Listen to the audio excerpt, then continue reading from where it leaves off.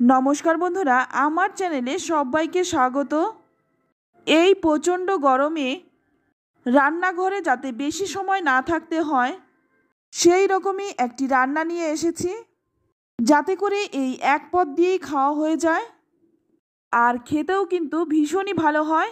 আশা করছি আপনাদেরও ভীষণ ভালো লাগবে। ভালো লাগলে আমার চ্যানেলটি সাবস্ক্রাইব করে নেওয়ার অনুরোধ রইল। তো এখানে আমি 250 গ্রাম পটল নিয়ে নিয়েছি। আর পটলের খোসা আমি ছাড়াবো না, শুধুমাত্র পটলের ওপরটা চেঁচে নেব। তো এই রান্নাটাই কিন্তু খোসা না ছাড়িয়েই বেশি ভালো হয়। সবগুলো পটলই কিন্তু চেঁচে নিলাম।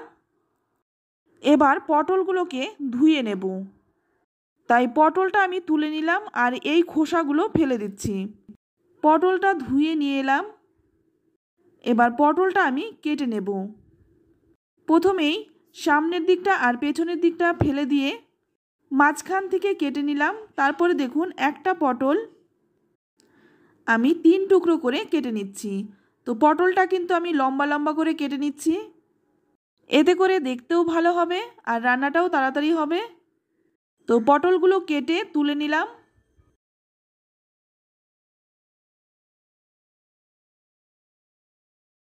তো এখানে আমি সবগুলো পটলই কেটে নিয়েছি।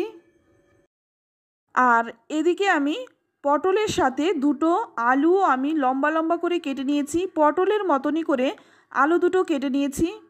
এবার চলে যাব মূল রান্নায়। প্রথমে আমি কড়াইটা গরম করে নিয়ে এর মধ্যে দিয়ে দিচ্ছি 2 চামচ সর্ষের তেল। তেলটা গরম হয়ে গেলেই এর মধ্যে দিয়ে দেব কেটে রাখা পটলগুলো। তারপরে একই সঙ্গে আলুগুলোও দিয়ে দেব। আলু আর পটলটা একই সঙ্গে ভেজে নেব।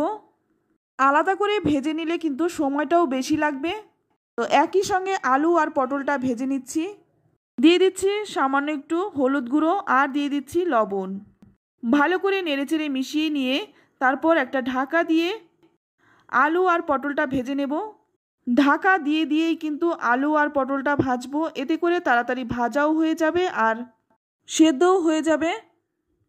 4-5 মিনিট সময় নিয়ে আলু আর পটলটা ভেজে তুলে নিলাম। এবার ওই একই কড়াইয়ে দিয়ে দিচ্ছি সামান্য 1 চামচ তেল। ফোড়নে দিয়ে দিচ্ছি 2টো শুকনো লঙ্কা আর সামান্য একটু কালো জিরে। ফোড়নটাকে কয়েক সেকেন্ড ভেজে নিয়েই এর মধ্যে দিয়ে দিচ্ছি 1 চামচ কুচনো রসুন। এখানে আমি রসুনটাকে কুচি করে দিয়েছি, আপনারা চাইলে থেতো করেও দিতে পারেন, তবে বেটে দেবেন না। এবার দিয়ে দিচ্ছি 2টো মিডিয়াম সাইজের কুচনো পেঁয়াজ।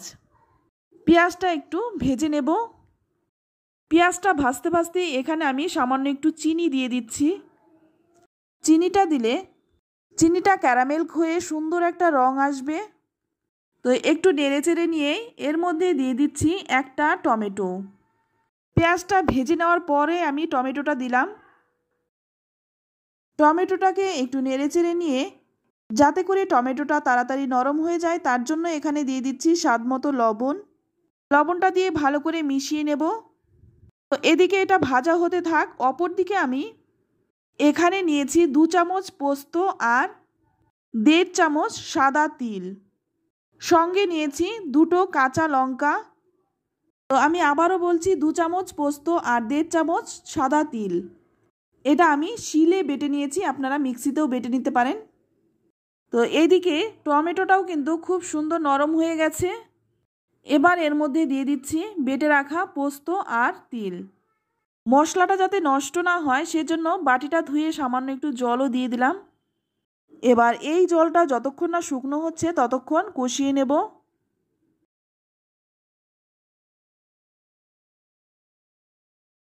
তো দেখুন জলটা কিন্তু অনেকটাই শুকনো হয়ে গেছে। এবার এর মধ্যে 1/2 চামচ দিয়ে দিচ্ছি কাশ্মীরি লঙ্কার গুঁড়ো।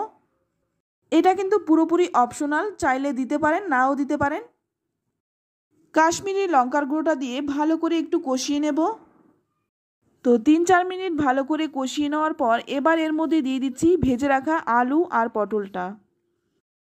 তো এবার এই মশলার সাথে আলু আর পটলটা খুব ভালো করে মিশিয়ে নেব। তারপর 3-4 মিনিট সময় নিয়ে এই আলু আর পটলটা খুব ভালো করে কষিয়ে নিতে হবে। তো খুব ভালো করে কষানো হয়ে গেছে। এবার এর মধ্যে দিয়ে দিচ্ছি জল। এই রান্নাটায় জলটা একটু বেশি দিতে হবে যাতে করে ভাতের সাথে মেখে খাওয়া যায়। এবার এর মধ্যে দিয়ে দিচ্ছি 2টো কাঁচা লঙ্কা। ভালো করে মিশিয়ে নিয়ে তারপর গ্যাসের আঁচটা লো টু মিডিয়ামে রেখে 10 মিনিট ঢেকে রেখে দেব। তো 10 মিনিট পর ঢাকনাটা খুলে নিচ্ছি। এখন কিন্তু আলু পটল খুব ভালো করে সেদ্ধ হয়ে গেছে আর রান্নাটাও কিন্তু হয়ে এসছে। এবার নামানোর আগে ওপর থেকে দিয়ে দিচ্ছি 1 চামচ সর্ষের তেল। তেলটা দিয়ে এবার ভালো করে মিশিয়ে নেব। তো এই রান্নাটি খেতে ভীষণই ভালো হয়। রান্নাটা একবার করুন, ছোট থেকে বড় সকলেই ভীষণ পছন্দ করবে। ভালো করে মিশিয়ে নিয়ে এবার একটা ঢাকনা দিয়ে ঢেকে 10 মিনিট রেস্টে রেখে দেব।